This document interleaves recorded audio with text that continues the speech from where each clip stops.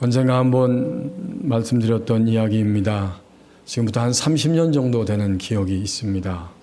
12월 성탄 시즌이 다가와서 사람들의 마음이 분주하고 또 여러 가지 일들이 있는데, 제가 의정부 기차역이죠. 지금은 전철역이 아니고, 지금처럼 전철역이 아니고 기차역에 서울에서 저녁 5시가 넘어서 들어오고 있는데 어둠이 깔려 있었습니다.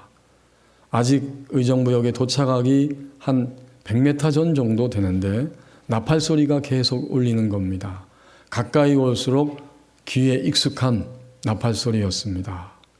루돌프 사슴코. 그리고 이어서 고요한 밤 거룩한 밤.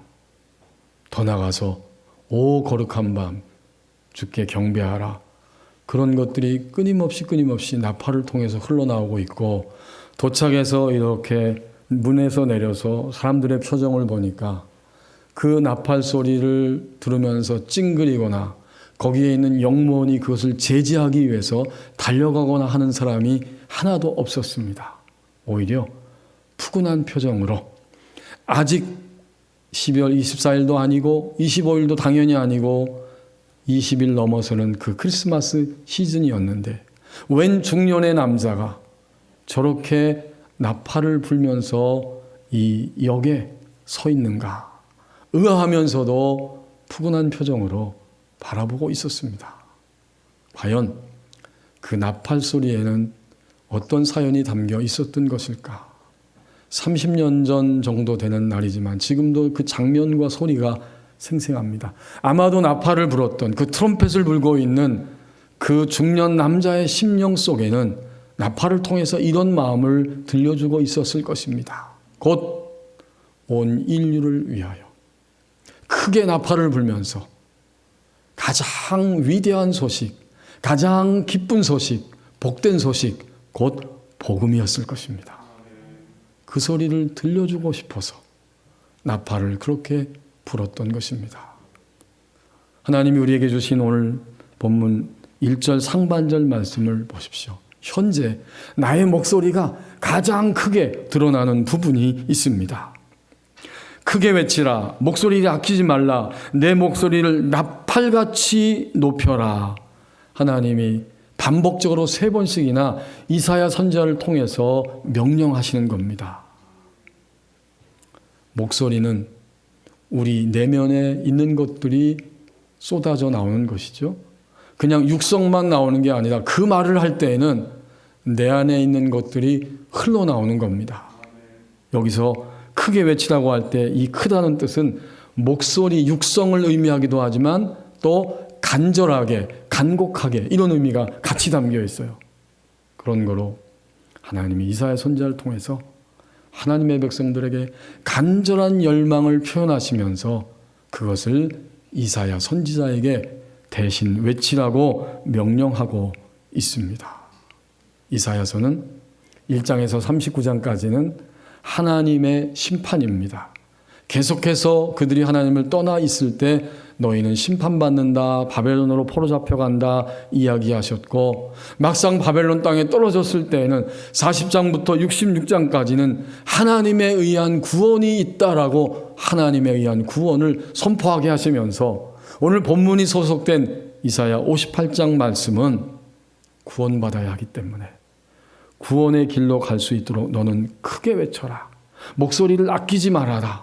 왕이 즉위할 때에, 사람들이 모여야 하는 집회 모임에서, 전쟁이나 위기가 터졌을 때에 사람들의 마음을 위로하고 격려하고 방향을 알려주기 위해서 그들의 마음을 집중시키기 위해 길게 부는 나팔 소리와 같이 그렇게 너는 큰 소리로 간절한 열망을 담고 외쳐야 한다. 이사야의 목소리를 통해서 외치라는 거예요. 오늘 나는 최근에, 그리고 요즘 나는 가장 크게 목소리 내는 것이 어떤 부분입니까? 나의 목소리는 내 마음에 있는 것이 그대로 흘러나오는 거예요. 우리는 수치로 이야기하면 금방 이해가 되니까. 약 80% 정도는 오늘 유다 백성, 하나님 백성, 그리고 오늘의 영적 이스라엘은 내 입에서 가장 큰 소리로 나가는 것은 도대체 무엇일까? 불안, 염려, 그리고 막 두려운 생각들, 마음의 소리, 아니면 분노와 또 시기의 소리들, 그게 80%. 약 20%는 그래도 내가 주님을 믿는 사람이니까 하나님 어떻게 해요? 도와주세요. 애절하게 간구하는 거. 또 때로는 하나님 감사합니다. 또 때로는 하나님 찬양합니다. 이것이 약 20% 정도. 물론 반대로 사는 우리 교우들도 계시죠. 20%는 여전히 불평하고 두렵고 사람들이 싫어지고 미워하고 이런 것들이 왔다 갔다 하지만 80%는 하나님 은혜가 너무 감사하고 기뻐서 하나님의 이름을 높이는, 감사하는, 그리고 사람들을 바라보는 눈이 따뜻한 이런 목소리를 내는 성도님들도 분명히 계십니다. 현재 나의 목소리가 가장 크게 드러나는 부분이 있습니다. 1절 하반절 말씀입니다. 주어진 시간은 사람을 살리는 기회가 되어갑니다. 하나님이 지금 하나님의 백성에게 그들의 허물을, 그들의 죄를 지적하고 있습니다. 도대체 목소리를 나팔과 같이 높여서 무엇을 하시는가 보았더니 내 백성에게 그들의 허물을, 야곱집에 그들의 죄를 이라고 허물과 죄를 지적하고 있어요. 허물은 하나님을 배역하는 태도, 이게 허물입니다. 이 글자 뜻이 그거예요. 하나님을 배역하는, 하나님을 거슬려서 배역하는 태도, 이것이 허물이고, 이제 그렇게 마음에서부터, 태도에서부터 하나님을 거역하고 있기 때문에 행동이 나오는데 죄가 나오는 거예요. 그리고 구약 성경에서 오늘의 본문에서 그들의 죄라고 할 때 죄의 정의는 화살이 관역에서 빗나간다, 이런 뜻입니다. 금방 이해되죠. 우리나라가 양궁을 얼마나 잘해요? 양궁 화살을 딱 쐈는데 10점, 9점, 8점, 5점, 6점. 그런데 그 관역에서 완전히 벗어나는 경우도 어쩌다가 발생합니다. 그러니까 죄가 무엇인가 봤더니 하나님의 요구하심과 하나님의 말씀이 있는데 그것을 정조준하고 사는 것이 아니라 관역이 빗나가는 것처럼 그들의 행동이 하나님의 말씀과 그릇돼서 빗나가고 있는 것, 이게 바로 죄입니다. 여기서 우리는 분명히 깨닫습니다. 하나님이 얼마나 정확하신지 먼저 내 백성에게 그들의 허물을, 태도에서부터 갈리는 거예요.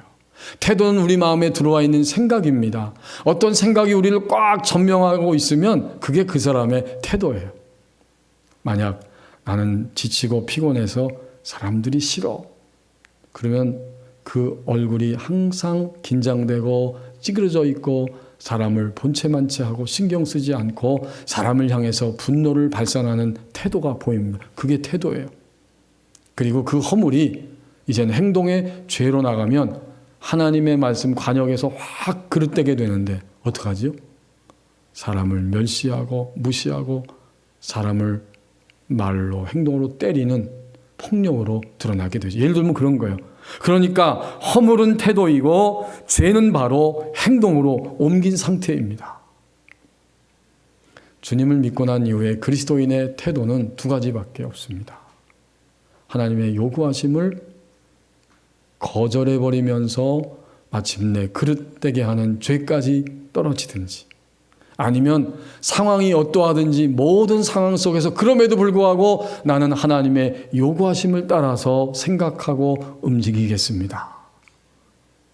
이 두 가지의 태도밖에 없는 거예요.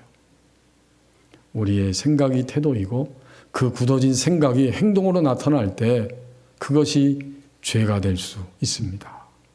근데 하나님 말씀을 오늘 하반절을 보십시오. 내 백성의 허물과 야곱집의 죄를 지적해 주시면서도 그러면 어떻게 할 것인가? 너희는 허물 많은 백성이고 너희는 죄된 백성이야. 이렇게 끝나는 게 아니에요. 마지막 부분에 보니까 그 모든 허물과 죄를 알리라. 이게 얼마나 중요하고 귀한 말씀입니까? 이사야 선지자는 그 당시 백성들의 허물과 죄를 지적하는 것으로 끝나는 것이 아니고 이제는 그들을 죄와 허물에 대해서 알 수 있도록 말하고 그들을 깨우치는 자리까지 가야만 했던 것입니다. 그야말로 이사야의 존재 이유, 그가 하루 밥 먹고 움직이고 일하고 사는 모든 시간의 의미는 무엇인가 봤더니 주어진 시간을 통해서 사람을 살리는 기회가 점점 되게 하는 것.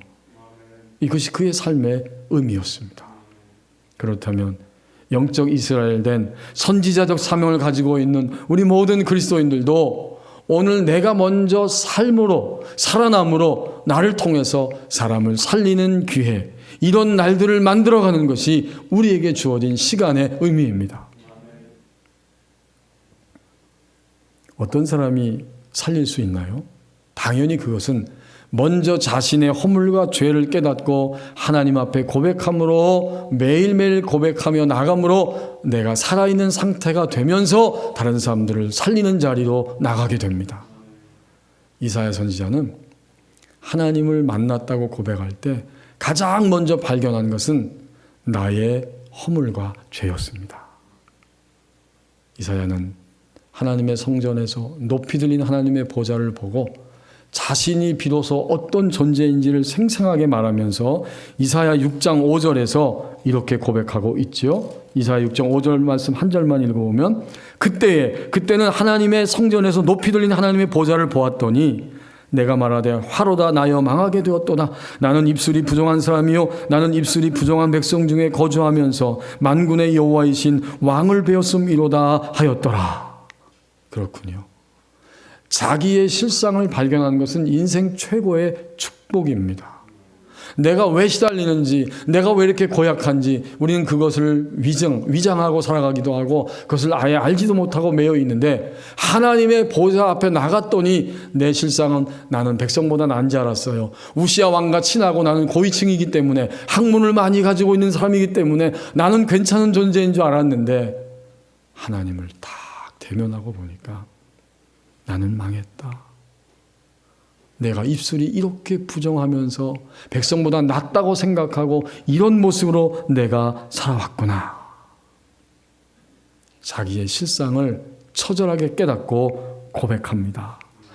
그런 과정이 지나가면서 그래서 하나님은 오늘 1절 하반절에서 이사야에게 내 백성의 허물, 그들의 죄를 알리라. 이제 너의 인생의 시간은 내가 살고 사람을 살리는 기회가 되어갈 것이다. 이렇게 말씀해 주신 거예요. 우리는 오늘 현재 살리고 있습니까? 그리스도인은 고백함으로 고백하게 하는 자들입니다.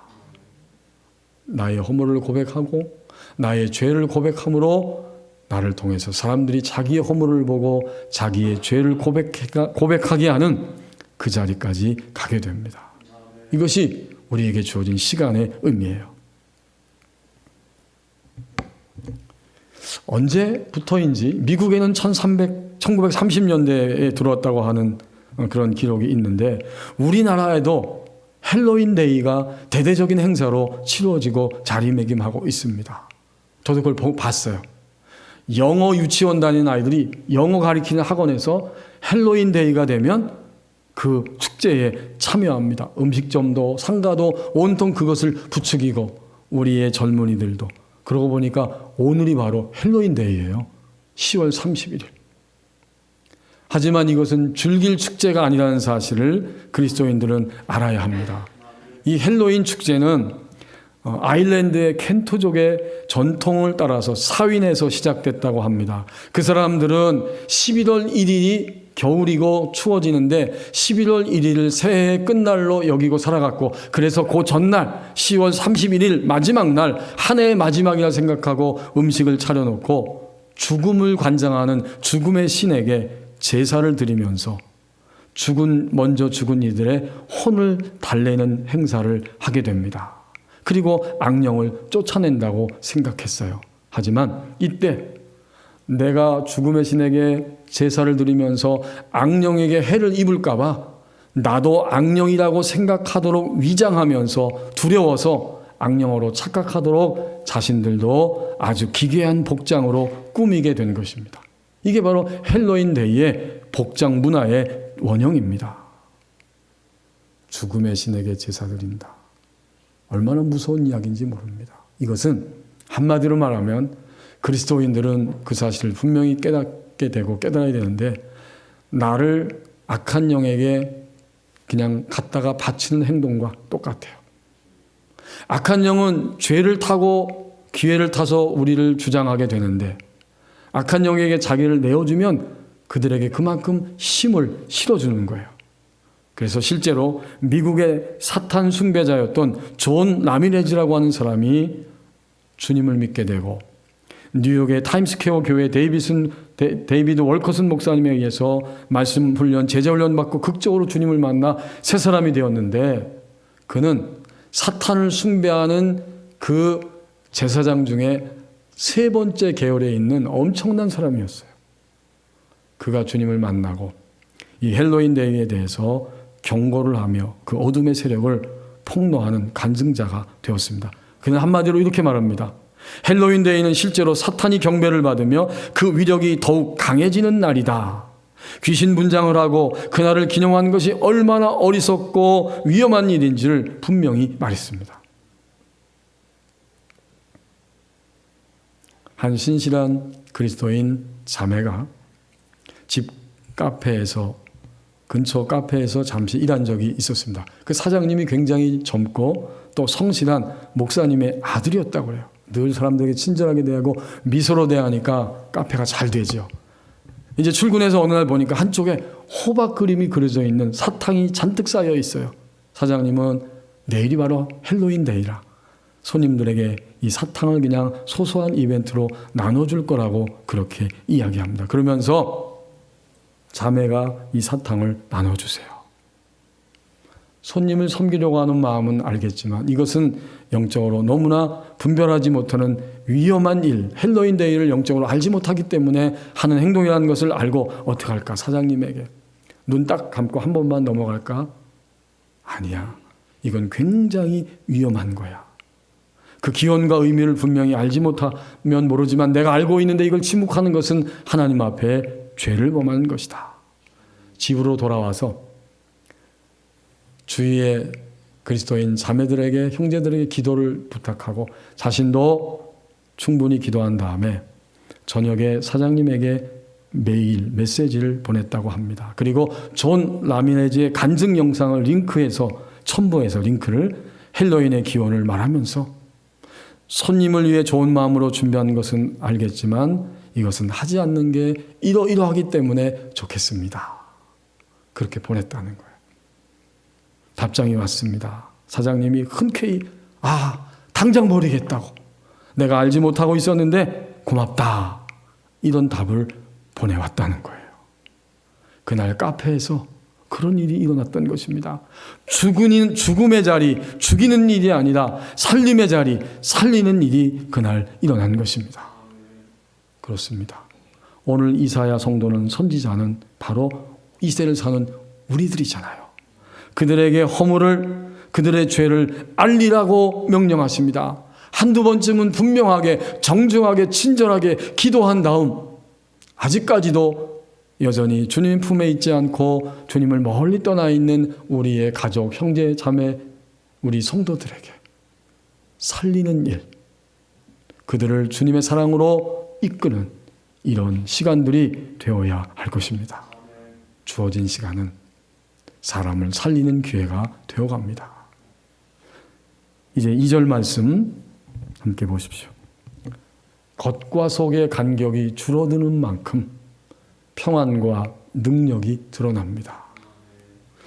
여기 2절에 보면 하나님이 백성들 향해서 그들이 날마다 나를 찾아 나의 길 알기를 즐거워함이 마치 공의를 행하는 것 같이 보인다. 이렇게 말씀하고 있는 거예요. 그들의 행동을 보면서 그들은 마치 이러이러하다라고 하나님이 지금 긍정적으로 이야기하는 게 아니라 그들의 겉과 속이 얼마나 큰 간격을 가지고 있는지 그걸 지적하고 있는 거예요. 이사야야, 그들이 날마다 나를 찾고 나의 길 아는 것을 즐거워하고 있는 것처럼 보인다. 그들은 마치 공의 행하고 하나님의 규례를 저버리지 않는 것 같고 의로운 판단하는 것 같고 하나님과 가까이 하기를 즐거워하는 것 같지만 겉은 그렇지만 그들의 속은 전혀 아니다라고 말씀하는 거예요. 간격이 큰 거예요. 그 이야기가 3절에서 바로 나옵니다. 이제 백성들이 이렇게 이야기합니다. 우리가 금식하되 어찌하여 주께서 보지 아니하시오며 우리가 마음을 괴롭게 하되 어찌하여 주께서 알아주지 아니하시나이까. 근데 하나님은 이렇게 책망하는 거죠. 보라, 너희가 금식한다고 하지만 금식하는 날에 오락을 구하며 온갖 일을 시키는도다. 이 온갖 일은 자기와 함께 사는 사람들을 억압하고 그 역군들에게 막 압제하는 그런 행동을 의미합니다. 금식한다고 하면서도 너희는 이런 일을 행하고 있고, 4절에 보면 보라 너희가 금식하면서 논쟁하고 다투고, 이런 표현도 있네요. 악한 주먹으로 치는도다. 너희가 오늘 금식하는 것은 너희의 목소리를 상달하게 하려는 것이 아니니라. 결국 이것은 겉과 속의 간격이 너무 크다, 이 말씀을 하고 있습니다. 믿음 생활은 지금까지 보니까 다른 게 아니에요. 하나님을 믿게 되었죠. 하나님을 알게 되었어요. 우리는 믿고 있고 안다고 그렇게 생각하며 물론 알고 있어요. 그리고 어떻게 되죠? 행동합니다. 믿는 것과 아는 것과 행동하는 것 사이에 간격이 점점 줄어드는 것이 믿음의 삶입니다. 우리가 괴로운 것은 이거예요. 하나님을 믿는데, 하나님을 믿기도 하고 알기도 하는데 나의 행동은 하나님의 요구하심과 간격이 줄어들지 않아요. 좁혀지지 않습니다. 이것이 정말 괴롭고 오늘 답답하고 힘든 거예요. 요즘 새벽 기도 시간에 사사기를 함께 말씀 나누고 잠시 나누고 기도하는데, 사사기 6장에서 7장에 보니까 기드온에 대한 이야기가 나오죠. 미디안에 의해서 하나님 백성들이 억압받고 또다시 노예 노릇하고 있을 때 하나님이 기드온에게 찾아오셨고, 기드온은 하나님을 믿게 되었어요. 큰 용사여, 주께서 너와 함께 하시더라. 그랬더니 하나님 나타나셔서 내가 너를 통해서 나의 백성을 구원할 것이다. 이제 기드온은 깜짝 놀라면서 하나님의 그 명령과 목소리를 듣게 됩니다. 그리고는 하나님께 요청합니다. 하나님, 정말 나를 통해서 구원하시려면 이제 내가 그 싸움에 나가야 되는데, 타작마당에 양털이 있는데 양털에만 이슬이 있게 하시고 타작마당은 마르게 해주세요. 사사기 6장 끝부분에 그 요청을 하고 있어요. 하나님이 그 기도 들으셨어요. 정말 양털 한 뭉치를 짜니까 물이 흥건하게 배어나옵니다. 그랬더니 이 기드온이 또 요청하기를, 이번에는 양털은 마른 상태가 되고 타작마당만 젖게 해주세요. 하나님이 또 그렇게 하셨어요. 기드온은 하나님을 알게 됩니다. 용기를 얻었어요. 그리고 백성들을 나팔을 부니까, 하나님의 영에 의해서 나팔을 부니까 백성들이 막 몰려왔어요. 그들과 함께 전쟁에 나가려고 하는데 하나님이 갑자기 기드온아, 이 백성의 숫자가 너무나 많다. 그들 가운데 두려워 떠는 자들은 돌아가라고 해라. 그랬더니 12,000명이 돌아갔어요. 22,000명이 돌아갔어요. 나머지는 10,000명만 남아 있습니다. 근데도 하나님은 10,000명도 많다는 거예요. 지금 미디안의 숫자는 13만 5천 명입니다. 32,000이 다 가도 상대가 안 돼요, 숫자적으로. 그런데 10,000명도 많으니까 이 백성들을 냇가로 데리고 가서 물을 마시게 하는데, 어떤 백성들은 그냥 완전히 엎드러져서 그렇게 허겁지겁 물에 빠진 상태로 물을 막 마시게 될 것이고, 어떤 자들은 무릎을 꿇고, 성경 표현 그대로 하면 개처럼 물을 핥는 자들도 있고, 무릎을 꿇고 물을 먹는 자들도 있고, 어떤 사람들은 한 손으로 물을 입에 대서 축이는 자들이 있을 것이다. 그렇게 됐어요. 그 숫자가 300명입니다. 만약 32,000명이 다 가면 그들이 나를 거슬러서 말하기를 우리가 우리의 힘으로 구원했다, 이렇게 말할 것이기 때문에 하나님은 그들을 걸러내셨어요. 이제 300명 남은 거예요. 13만 5천 대 300명. 게임이 안 되죠. 그래도 기드온은 드디어 하나님을 믿고 알고 나서게 됩니다. 그러나 사사기 7장 9절 10절에 보면 하나님이 기드온의 속을 들여다보시고 말씀하는 거예요. 내가 그래도 두려워하는구나. 그렇다면 미디안 진영으로 숨어 들어가라. 내 부하와 함께 둘이 숨어 들어가라. 기드온이 갔어요. 그리고 가만히 진영에 갔더니 미디안 군사 2명이 대화를 하는데, 나 어젯밤에 꿈 꿨어. 근데 보리떡 하나가 우리 진영으로 천막으로 굴러 들어와서 천막이 무너지고 완전히 다 장막 자체가 허물어졌어. 옆에 있는 친구가 꿈을 해몽합니다. 그거 뭔지 알아? 그거는 기드온의 칼이야. 하나님이 기드온을 통해서 우리 미디안을 다 넘겨주신다는 거야. 충격입니다. 아니, 적군의 진영에 숨어 들어갔는데 꿈꾼 이야기하고 꿈 해몽해 주면서 그 이야기를 듣게 하십니다. 여러분 어떠세요? 하나님이 그런 분이에요. 기드온의 심장 깊숙이 남아있는 조그마한 두려움, 하나님 믿어요, 하나님 알아요. 그런데도 행동하기에 주저주저하는 그 마음이 그 속에 한 점이라도 있기 때문에 하나님은 그렇게까지 기드온을 끌고 가셨어요. 사사기 7장 15절에서 기드온이 하나님 앞에 경배하였다 기록하고 있어요. 이제는 행동으로 옮길 때입니다. 마침내 그들은 비낭아리와 횃불을 들고 마침내 승리의 전쟁에 참여하게 됩니다. 이게 다 무슨 이야기일까요? 믿음이 뭔가를 보여주는 거예요. 하나님을 믿느냐? 그럼 하나님을 믿는 거죠. 하나님을 아느냐? 알게 됐어요. 오늘 예배하는 우리는 이마만큼 하나님을 알기 때문에 이 자리에 지금 있습니다. 그럼에도 불구하고 우리의 행동, 그것은 내가 믿는 그러한 것과 아는 것과 행동은 여전히 간격을 가지고 있습니다. 믿음의 세계는 내가 믿고 안다고 하는 이 것과 마침내 행동하게 되는 우리의 속, 그 간격이 점점 줄어드는 것입니다. 하나님은 기드온에게 그걸 가르쳐 주시고 오늘 이사야 선지자를 통해서도 2절 말씀에 그들이 날마다 나를 찾아서 내 법대로 지키고 사는 것 같지만 마치 공의를 행한 것 같지만 그것은 것이고 속은 아직도 간격이 너무나 크다.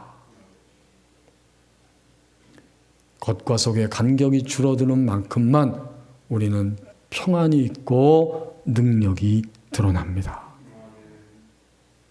그게 믿음의 삶이에요. 평안은 몇 퍼센트가 되어야 될까요? 오늘 2021년 이 10월 마지막 주 다섯째 주에 오기까지 우리가 지나간 10개월 동안 예수님 믿고 살았는데, 예수님 알고 살았는데 얼마나 평안하셨어요? 정직하게 대답해 보십시다. 오늘 우리는 짐을 다 내려놨습니까? 주님께? 아니요. 아직도 다 내려놓지 못했어요. 주님을 믿으면서 우리는 평안 100% 자리까지 가는 겁니다. 그러면 능력은 뭘까요? 능력은 내가 평안해질 때 하나님이 시키는 심부름을 감당하며 사는 것이 능력입니다. 저는 목사의 심부름이 있고 우리 성도님들은 장로님, 권사님, 집사님으로서의 심부름이 있습니다. 가정에서, 직장에서, 일터에서, 교회 안에서 우리 다 각자에게 하나님이 꼭 이루시고자 하는 맡겨주신 심부름이 있어요. 그 심부름만 하면 되는 거예요. 그 심부름을 감당하는 것이 능력입니다. 그 능력은 몇 퍼센트 되어야 할까요? 100%. 그러므로 우리는 착각하면 안 됩니다. 예수님 믿고 짐을 내려놓고 온갖 인생의 짐을 점점 내려오면서 평안해지는 것 100%.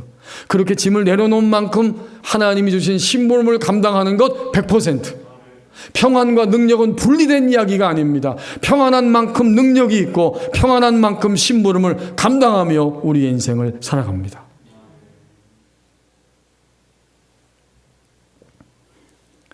미국에서 한인 2세들을 양육하고 전 세계에 복음을 전하면서 하나님 나라를 세워가는 사명을 받고 충성하고 있는 오석한 목사님이 히어링이라고 하는 책에서 왜 성도들이 성령님의 음성을 듣지 못하는가, 성령님의 인도를 구할 때에 내려놔야 하는 것, 버려야 하는 것이 있다, 그런 이야기를 해주고 있어요.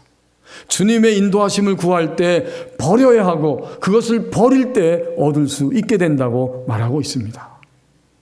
그것을 6가지로 이야기하는데 모든 신자들에게 다 해당되는 거죠. 첫째는 성령님이 존재하시고 성령님이 말씀하신다고 믿어야 하는데 이것을 믿지 못하는 불신. 이 불신을 내려놔야 된다는 거죠. 두 번째는 더러운 마음입니다. 디도서 1장 5절의 말씀을 언급하면서 양심이 더러워져 있을 때 성령님의 음성이 들려지지 않고 하나님의 인도하심이 들려지지 않게 된다. 더러운 마음. 이 외가 없어요. 우리 그리스도인들도 죄를 지으면 마음이 더러워지고 양심이 더러워지면 성령님의 음성이 들려지지 않는다는 거예요. 세 번째는 불순종입니다. 이건 당연한 것 같지만 심각한 이야기예요. 우리는 하나님이 들려주시고 기적을 보여주시면 순종할 수 있어요? 아니에요. 들려주시고 보여줘도 우리는 순종하지 않을 때가 너무 많습니다. 바로 이 불순종. 네 번째는 비판적인 영이라고 말합니다. 그러니까 비판이 필요한 것은 학문의 세계에서는 필요하죠. 철저하게 비판해야 돼요. 옳고 그름을 학문의 세계에서. 생활 속에서도 옳고 그름을 분명히 비판적으로 우리는 구별해야 됩니다. 그러나 그리스도인들은 비판이 아니다. 그 다음에 비판한 다음에 그의 심장에 있어야 할 것은 바로 긍휼의 마음입니다. 그런데 긍휼의 마음이 없으면 비판만 하게 되고 비판으로 끝나면 이제는 뾰족하고 날카로운 까다로운 비판의 영에 붙잡혀서 하나님의 인도하심을 알지 못하게 됩니다. 전 전적으로 저는 동감합니다. 비판의 영, 비판적인 영. 다섯 번째는 두려움입니다.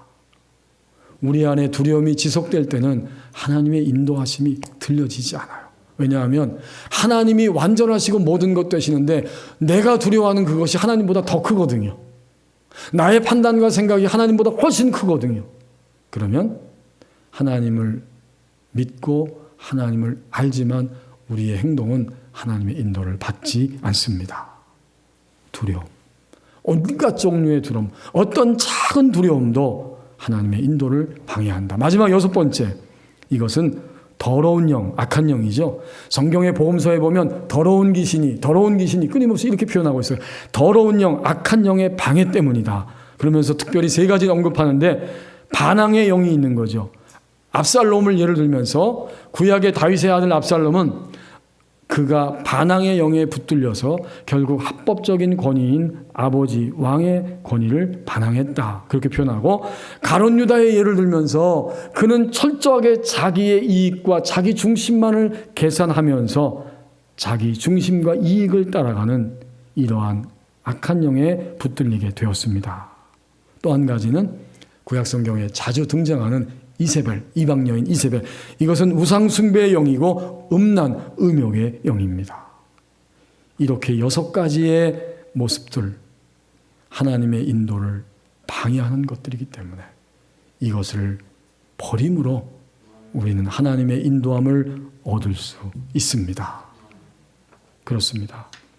겉과 속의 간격이 줄어드는 만큼 속의 평안, 그리고 그 속의 평안을 누리는 만큼 심부름을 감당하는 능력이 드러나게 됩니다.